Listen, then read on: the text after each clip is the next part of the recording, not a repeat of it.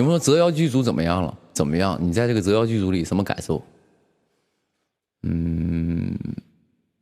就一个 B 级剧有什么可说的？没什么可说的啊，是不是朋友们？我看网上说这个折腰啊是个 B 级项目啊，有几个点，第一是什么呢？说这个折腰是一个 B 级项目，第二说啥呢？说这个折腰这个剧组非常之穷啊，一共整个剧组15套衣服，然后呢是整个剧组15套衣服，然后那个当时就是因为很多也有人知道嘛，说那个因为制片人是邓科导演的媳妇儿啊，说这个人家邓科导演的媳妇儿去我们制片人啊去那个相思令去借服装，人没借，直接给怼回来了。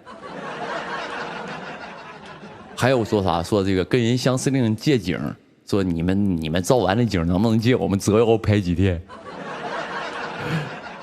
求求你了啊！但是我学这个声音不是说那个我们制片人的声音啊，求你了，能不能给我拍几天？我们这个折腰没有景。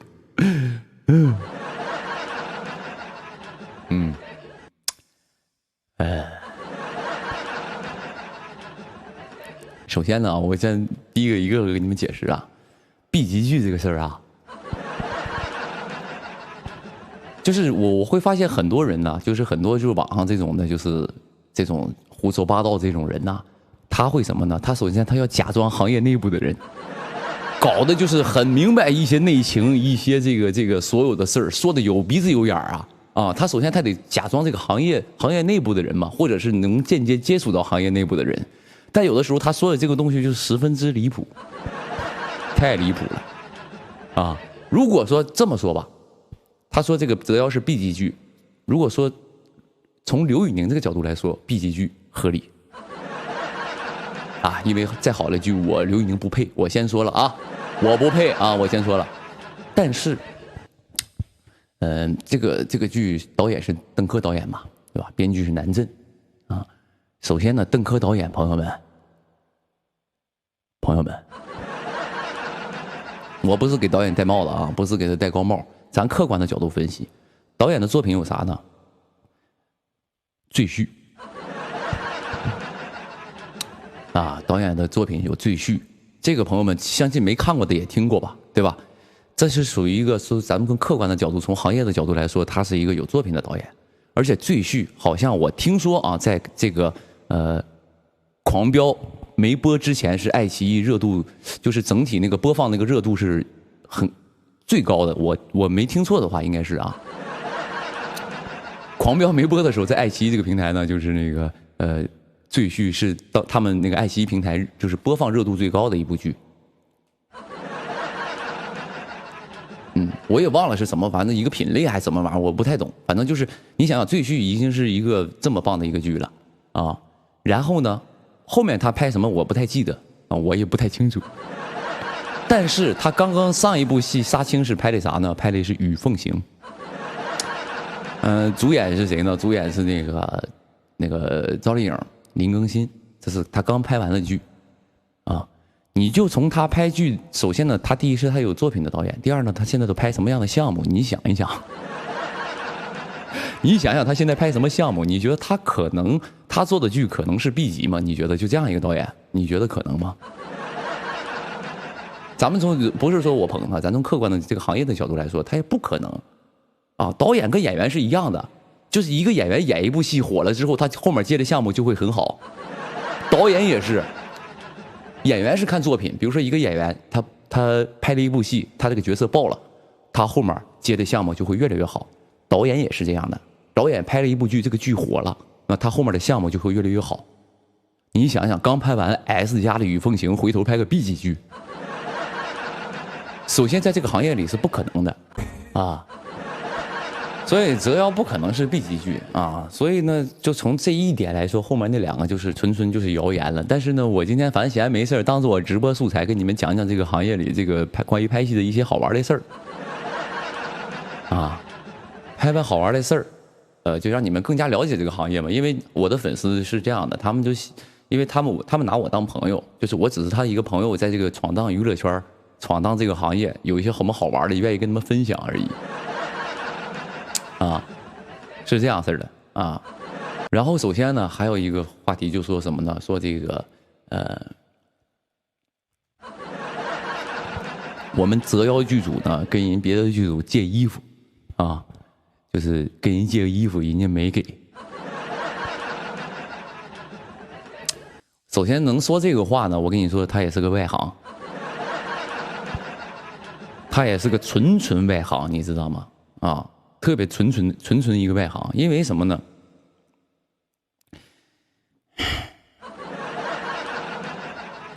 因为古装剧不同于什么呢？不同于现代剧。古装剧的衣服都需要定制，而且是量的。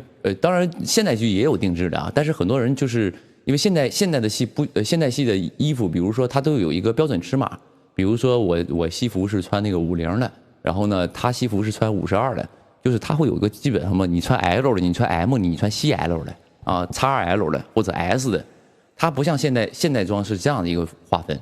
但古装戏呢，它会根据每个人的身高、臂展，包括肩膀、腰，所有就是需要量的尺寸非常之多。啊，为什么呢？因为古装呢，它需要穿的特别贴身、特别合身，才能够在镜头里看起来不啰嗦。因为你想想，古装1层、2层、3层、4层、5层的衣服，如果有一套不合身，你这个衣服就是在镜头里嘟嘟囔囔的。所以古装戏的衣服啊，基本上除了群演，基本上其他的演员啊，哪怕是配角，哪怕是这个特约，不是特别主要的演员，他们的衣服都是要定制的，都是要先做的啊。没有古装的戏，没有古装戏的衣服是跟别的组借的，除非说借群演衣服啊。而且什么呢？就是古装戏的衣服，你说制作成本呢？你说高不高呢？不是特别高啊，它主要是设计成本比较高。所以呢，就是说差1套衣服、2套衣服呢，就一个剧组是不会差1套2套衣服的，啊，对，所以古装戏的衣服，尤其主演的衣服，哪怕是配角，他的衣服是不能相互借的，因为它是根据个人尺寸去定制的，啊，你到时候你就知道了，不是到时候你不在这个行业你不明白，所以是不存在的，因为不可能说这件衣服啊是 XL 的，1.85米能穿，1.87米也能穿，1.89米也能穿，不是这样的。因为它是古装，它需要穿的交叠的特别，肩膀、袖长，包括腰，包括系完之后，包括腿长，这些全部都是要量的非常精确去制作的啊，就纯裁缝专门给你做，是这样的，所以不存在说彼此借衣服，因为身高不一样，他咋穿呢？借来袖子短，尤其我个儿也高啊，我个儿也高，你说借来，你说袖子短一点怎么办？是不是？你说。这不行啊，那不可能啊！那我毕竟是演个军侯啊，在下毕竟是魏二勋呐，对吧？你不可能你穿完衣服军侯衣服这么节俭吗？短，那不行啊，是吧？那不可能的。所以就是古装戏，朱旭丹来了是吧？欢迎朱旭丹老师啊，欢迎啊！我在这唠嗑呢啊。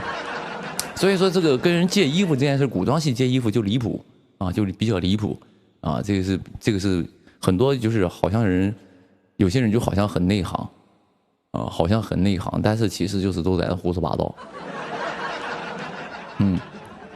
是吧？朱旭丹是不是？咱们行业你说听说哪个剧组跟另外一个主演说借衣服穿的没有吧？对不对啊？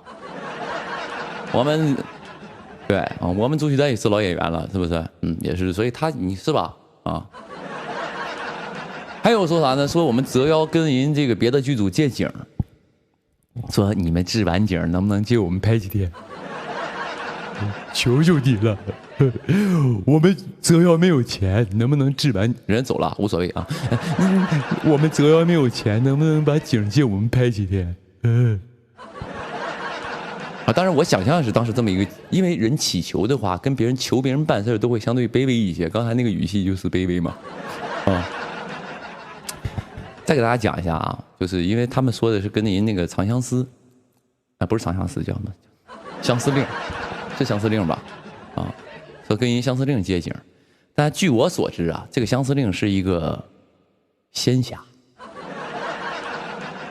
哦，就是相对我好像是魔幻这种的，就是那种就是比如说我跟那个小乔，我俩聊聊天，说今天咱们去天庭门口聊聊天啊。我看南天门这个景色不太不错，咱们俩去溜达溜达得了呗。魏侯带你去溜达溜达。好，这是这个叫做醉仙台啊，这个地方叫醉仙台，很多神仙从这跳下去啊。能行吗？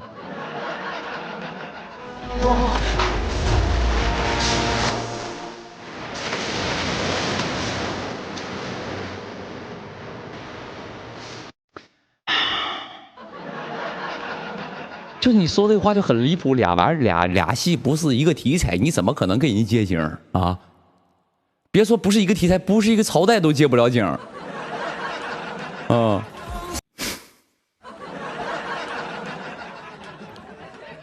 女君，此处就是坠仙台，我看过很多神仙都从这儿跳下去过，所以我们也来一把。听说跳下去之后能够返老还童。啊，咱俩就第二世再相会，好不好？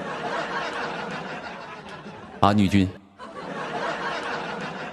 咱俩就是每次感觉咱们只要是身体有些不适，感觉要分开了，咱俩就跳一回，下一辈子一定能在一块儿。咱们这个戏就叫做三生三世为你折腰，好不好？啊，女君。所以是跟人借景这个事儿是不可能的。啊，怎么可能跟人一个不是同题材，怎么可能跟人借景？所以这是纯胡说八道，啊，也不知道为啥这折腰就招谁惹谁了，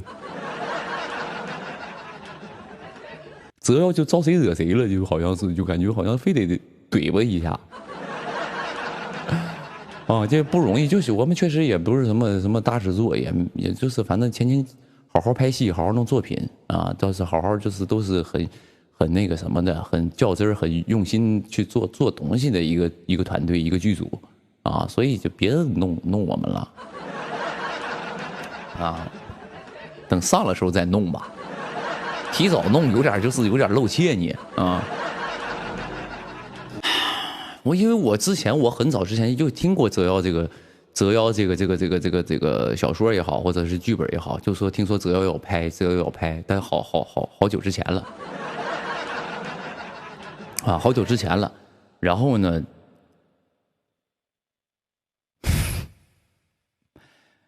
但是问题是这个东西吧，我觉得就很神奇。当时因为很多剧都会说就可能会溜一些人说谁演啊，就谁说这个戏谁演，这个戏谁演。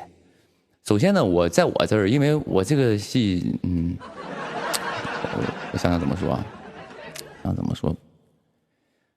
对，我无所谓，不说我就说，但是这个戏当时好像刚出来的时候，大家好像没那么的在乎，虽然是很棒的戏啊，但是好像大众都是一种别来沾边的感觉，啊，都是那种哎别来沾边，我不演啊，这个 PR，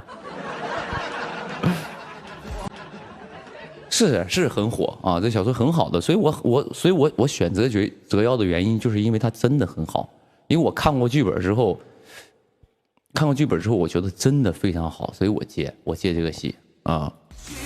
最开始跟导演聊的时候，我还那时候还没签的时候，跟导演聊的时候，导演就跟我讲了一下，简单讲了这个角色啊。首先我肯定我小说没看过啊，最开始我怎么可能看过小说呢？然后呢，我就那个什么，导演跟我聊这个角色的时候，我一聊我就觉得就是很喜欢啊。包括后来剧本给到我之后，我看完之后觉得得接。在微博，我叫摩登兄弟刘玉宁。下一次直播，我带你研究。